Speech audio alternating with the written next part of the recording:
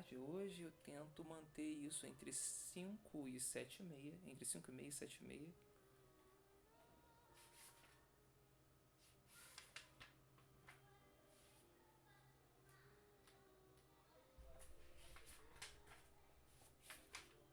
E tô tentando cuidar pra não perder esse material. Eu quero ver que, ao invés de tentar chegar naquele mesmo lugar que a gente tinha chegado na live anterior, pelo caminho do medo, eu quero aproveitar que a gente já chegou e, ao invés de entrar pelo caminho do medo, de novo, falar sobre valentia e culpa, tá bom? Isso é uma coisa muito interessante. Eu vou explicar por quê, eu espero que eu consiga explicar. Que em presença da morte choraste, tu, cobarde, meu filho não és. Gonçalves Dias e Juca Pirama. Na sociedade agonística, o medo é supremo vício, castigo e abominação. Medo? Não, perdi a vontade de ter coragem, explica Riobaldo. Toma a forma da covardia que escreve Montaigne. É a mãe de toda crueldade.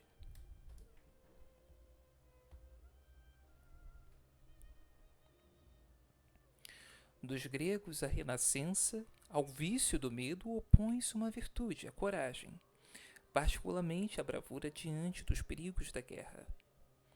Aquele que permanece imperturbável em meio aos perigos, escreve Aristóteles, e que se comporta diante deles como é preciso, é mais verdadeiramente corajoso do que aquele que assim procede nas ocasiões seguras. É por sua firmeza diante das coisas que trazem sofrimento que um homem é corajoso, definindo a coragem como aquela virtude ou justo meio entre as coragens que inspiram confiança e as que inspiram medo.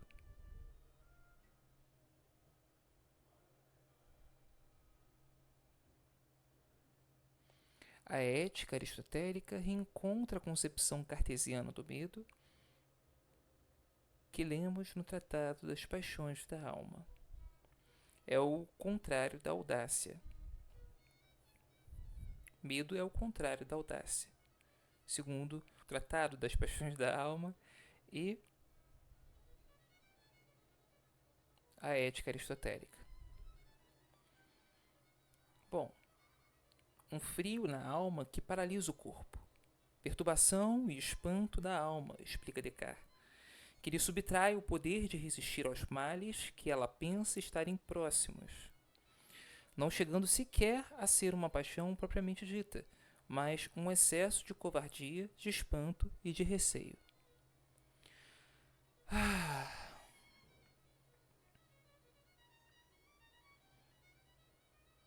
É interessante aqui que Spinoza consegue subverter isso aqui tudo, tá bom? Spinoza consegue subverter isso aqui tudo e um outro conceito de valentia aparece. Bom, para dizer que ele consegue subverter isso aqui com tanta voracidade, né? Eu simplesmente poderia remeter a quando ele fala sobre a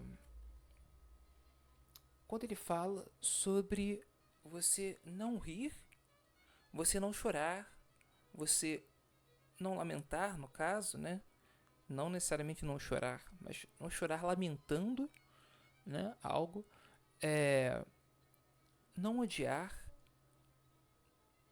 não menosprezar, não fazer piada, né? E aqui eu não sei se tem o mesmo sentido, mas eu acho que sim. Não escarnecer, eu acho que seria a coisa mais certa. Porque escarnecer entra um pouco de nojo e um pouco de tristeza, sabe? Mais procurar entender. Mais procurar entender, tá bom? E aí, quando a gente substitui essa lógica afetiva, né? Bom, quando a gente faz isso,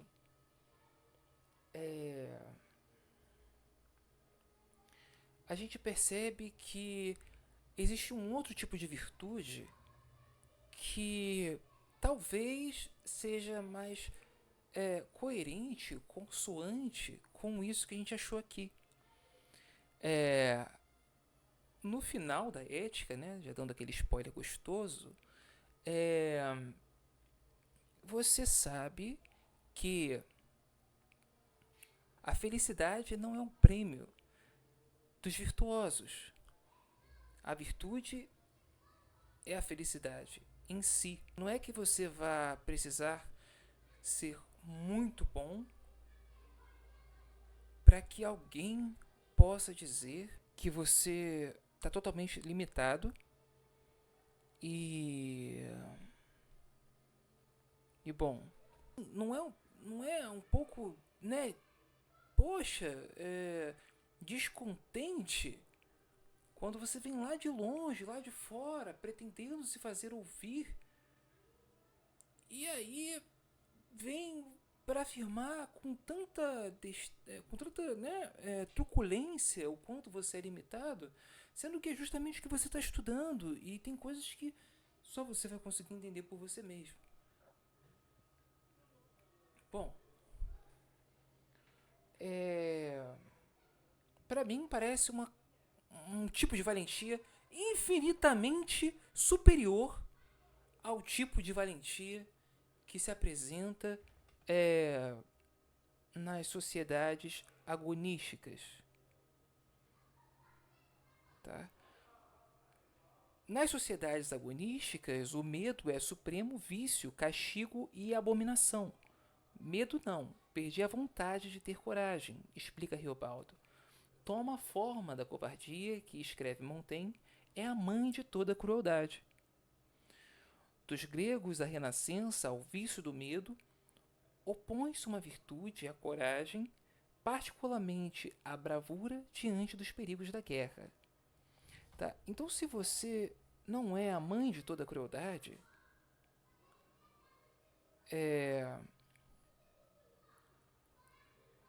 eu acho que a gente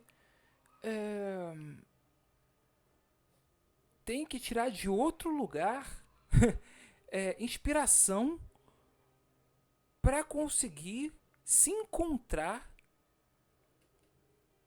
numa dinâmica de mundo mortífera e que não compreende a transitividade das relações da maneira que poderia ser muito melhor e muito mais adequada, levando em conta as nossas limitações enquanto humanidade, mas com uma humanidade que sabe, através da comunicação, através, na verdade, dos estudos, não necessariamente só da comunicação, mas dos estudos sobre essas leis causais da natureza, né? E isso a gente está falando sobre direito também, tá? É algo que precisa ser defendido, é o que a gente está fazendo aqui agora, e é o contrário do que a gente pode chamar de audácia, né?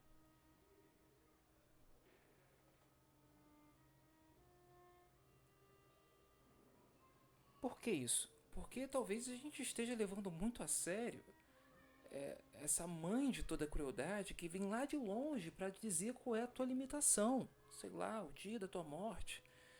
Qualquer coisa, sabe? Que você pode ir embora a qualquer momento. Bom, Spinoza nos ajuda a pensar um mundo que respeita as causalidades finais,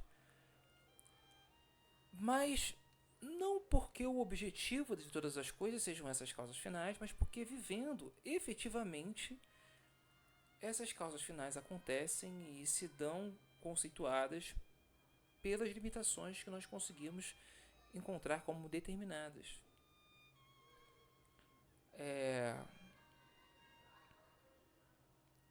Bom,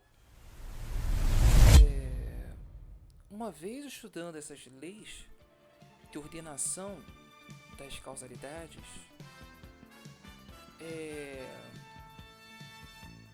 a gente pode estruturar a fundamentação da natureza humana de uma maneira muito mais adequada, mas que não pode necessariamente ser institucionalizada com a mesma fundamentação, porque aí, bom, aí a gente já está fazendo uma coisa que vai levar muita gente a errar,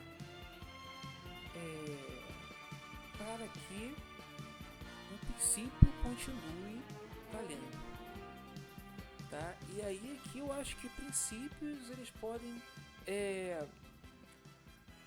permanecer em sua forma perfeita, mas eles também podem ser estudados e compreendidos de muitas maneiras múltiplas, tá?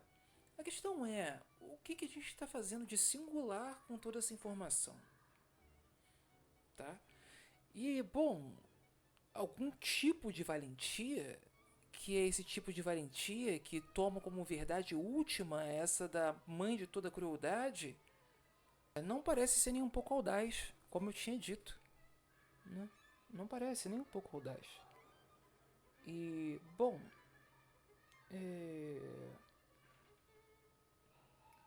eu consigo conceituar com Spinoza um tipo de virtude em conceituar sua ética nas expressões que aparecem e, bom, expressam as suas definições, as suas proposições, seus axiomas. Então eu vou ler aqui o seguinte: definindo a coragem como aquela virtude ou justo meio entre as coisas que inspiram confiança e as que inspiram medo, a ética aristotélica reencontra a concepção cartesiana do medo que lemos no tratado das paixões da alma. Essa questão da mãe de toda crueldade, do virtuoso cara que fala assim, essa é a verdade última. É o contrário da audácia, um frio na alma que paralisa o corpo. Perturbação e espanto da alma, explica Descartes, que lhe subtrai o poder de resistir aos males que ela pensa estarem próximos. Tá? Isso aí então vem antes de Spinoza. Eles falavam isso, mas não é que eles estivessem falando assim antes de Spinoza. O que Spinoza disse? Eles falavam isso e defendiam até o fim que a verdade última era essa, da mãe de toda crueldade. Tá bem? Então não tem como dizer que eles falaram alguma coisa diferente, mas assim, não mudou nada nesse sentido. Depois que Spinoza descobriu e afirmou que, bom, você não pode ser outra coisa que não seja bom de acordo com as limitações que você opera e que você conhece.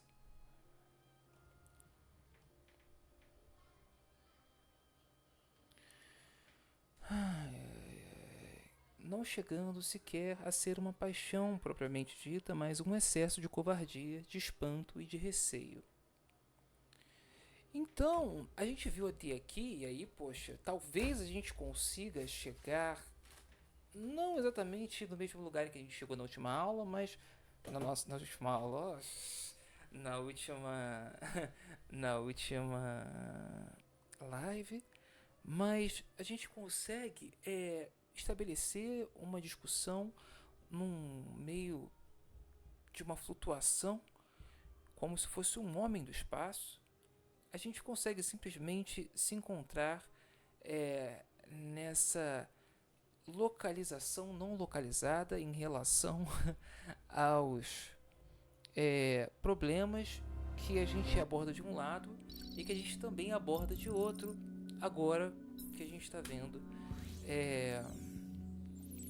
A gente conseguiu achar alguma coisa no meio, sabe?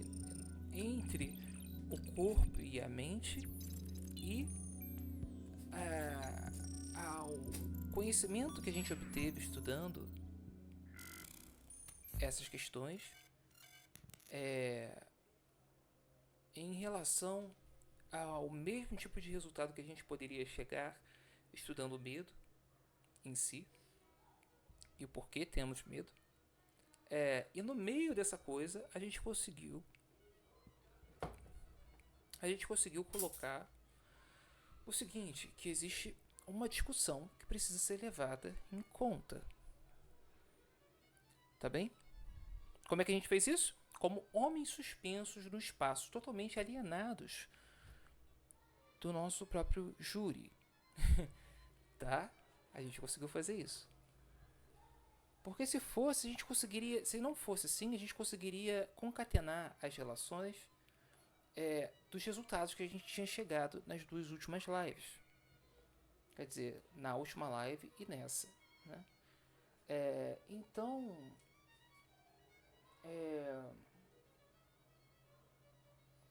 esse lugar flutuando no espaço é um lugar que lembra, né? Esse não lugar que é um lugar que não é um lugar, é um lugar que lembra o que pensar uma nova virtude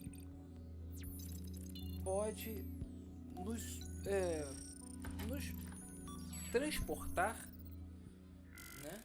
E de maneira que uma hora a gente estaria fazendo uma determinada coisa de um determinado modo e outra a gente estaria fazendo outra coisa ou essa mesma coisa de um modo completamente diferente, sabe?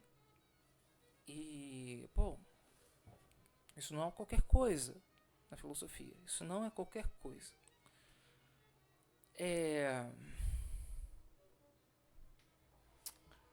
Bom, eu não sei se eu deixei alguma coisa muito solta.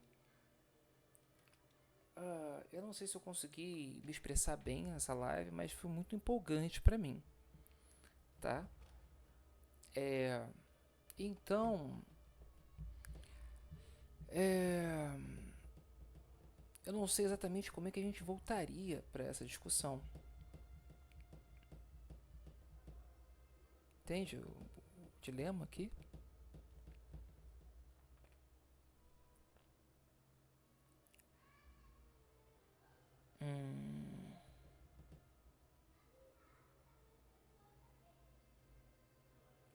Bom, então eu vou correr esse risco, né? E dizer que o importante aqui é a gente conseguir chegar no mesmo resultado que a gente chegou estudando o corpo e a mente, e esse mesmo lugar quando a gente chega estudando o medo, tá? Bom, talvez isso seja mais difícil do que esteja parecendo, já parecia difícil pra caramba. Mas tem uma parte que fala sobre o conhecimento da matemática que talvez possa me ajudar a resolver essa dupla constituição, tá? E bom, também vou ter que passar por essa noção de causalidade final para que, para quê, né? Para que a gente exerça essa virtude que a gente observou hoje, que é um lugar que existe, mesmo que percebamos ela como um homem suspenso no espaço, um homem ou uma mulher suspensos no espaço, tá? Então, por isso que foi importante a live de hoje. Eu estou terminando aqui agora. E, bom, a gente quer voltar para esse lugar para assistir de camarote a nossa chegada nos resultados da live anterior pelo caminho do medo.